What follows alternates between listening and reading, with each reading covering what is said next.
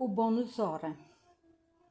Notando que a senhora Laura entristecera subitamente ao recordar o marido, modificou o rumo da palestra, interrogando: Que me diz do bônus hora? Trata-se de algum metal amoedado? Minha interlocutora perdeu o aspecto cismarento a que se recolhera e replicou atenciosa: Não é propriamente moeda, mas ficha de serviço individual, funcionando como valor aquisitivo. Aquisitivo? Perguntei abruptamente. Explico-me, respondeu a bondosa senhora. Em nosso lar, a produção de vestuário e alimentação elementares pertence a todos em comum. Há serviços centrais de distribuição na governadoria e departamentos do mesmo trabalho nos ministérios. O celeiro fundamental é a propriedade coletiva. Ante meu gesto silencioso de espanto, acentuou: Todos cooperam no engrandecimento do patrimônio comum e dele vivem. Os que trabalham, porém, adquirem direitos justos. Cada habitante de nosso lar recebe provisões de pão e roupa. No que se refere ao estritamente necessário, mas os que se esforçam na obtenção do bônus hora conseguem certas prerrogativas na comunidade social. O espírito que ainda não trabalha pode ser abrigado aqui, no entanto, os que cooperam podem ter casa própria. O ocioso vestirá, sem dúvida, mas o operário dedicado vestirá o que melhor lhe pareça, compreendeu? Os inativos podem permanecer nos campos de repouso ou nos parques de tratamento, favorecidos pela intercessão de amigos. Entretanto, as almas operosas conquistam o bônus hora e podem gozar a companhia de irmãos queridos nos lugares consagrados ao entretenimento, ou o contato de orientadores sábios nas diversas escolas dos ministérios em geral. Precisamos conhecer o preço de cada nota de melhoria e elevação.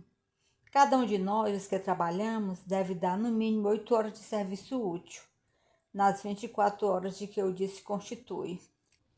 Os programas de trabalho, porém, são numerosos, e a governadoria permite 4 horas de esforço extraordinário às que desejam colaborar no trabalho comum de boa vontade. Desse modo, há muita gente que consegue 72 bônus horas por semana, sem falar dos serviços sacrificiais, cuja remuneração é duplicada e às vezes triplicada. Mas é esse o único título de remuneração? Perguntei. Sim, é o padrão de pagamento a todos os colaboradores da colônia, não só na administração como na obediência. Lembrando das organizações terrestres, indaguei espantado. Todavia, como conciliar semelhante padrão com a natureza do serviço? O administrador ganhará 8 bônus horas na atividade normal do dia e o operário do transporte receberá a mesma coisa? Não é o trabalho do primeiro mais elevado que o do segundo?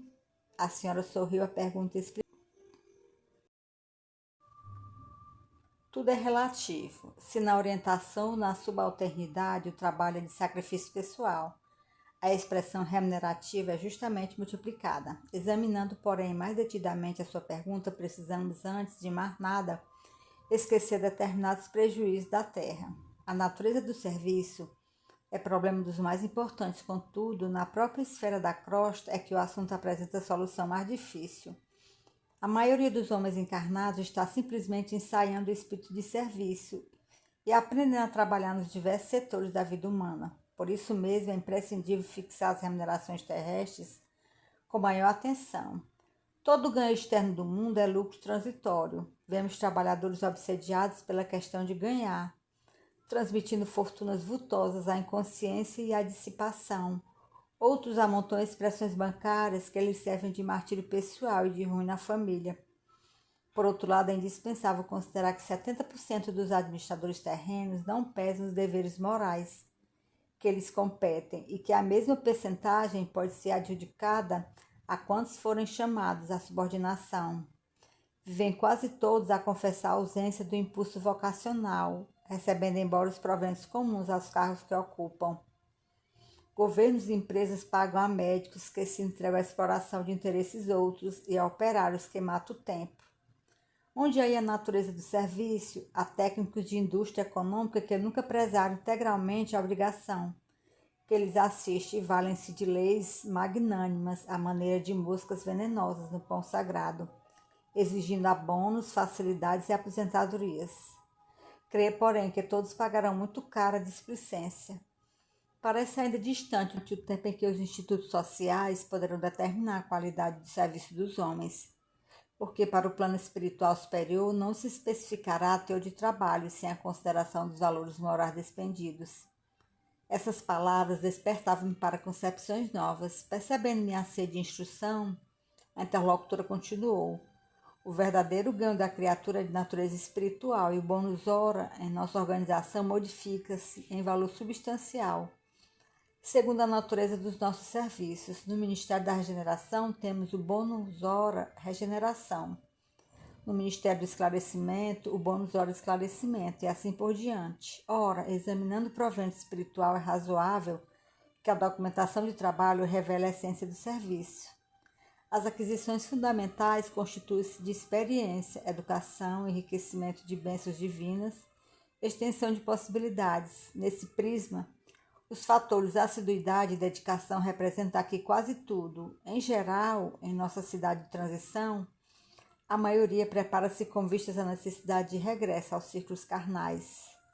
Examinando esse princípio, é natural que o homem que empregou 5.000 horas em serviços regeneradores tenha efetuado esforço sublime a benefício de si mesmo. O que despendeu 6.000 horas de atividade no Ministério do Esclarecimento estará mais sábio. Poderemos gastar os bônus horas conquistados, entretanto é mais valioso ainda o registro individual da contagem de tempo de serviço útil que nos confere o direito a preciosos títulos. Semelhantes instruções interessavam-me profundamente. Poderemos, porém, gastar nossos bônus horas a favor dos amigos? Indaguei curioso. Perfeitamente, disse ela. Poderemos repartir as bênçãos de nosso esforço com quem nos aprouver, isto é, direito inalienável do trabalhador fiel. Contam-se por milhares as pessoas favorecidas em nosso lar pela movimentação da amizade e do estímulo fraternal. A essa altura, a progenitora de Lísia sorriu e observou. Quanto maior a contagem do nosso tempo de trabalho, maiores intercessões podemos fazer. Compreendemos aqui que nada existe sem preço, que para receber é indispensável dar alguma coisa. Pedir, portanto, é uma ocorrência muito significativa na existência de cada um. Somente poderá rogar providências e dispensar obséquios os portadores de títulos adequados, entendeu? E o problema da herança, inquiri de repente. Não temos aqui demasiadas complicações, respondeu a senhora Laura sorrindo. Vejamos, por exemplo, o meu caso.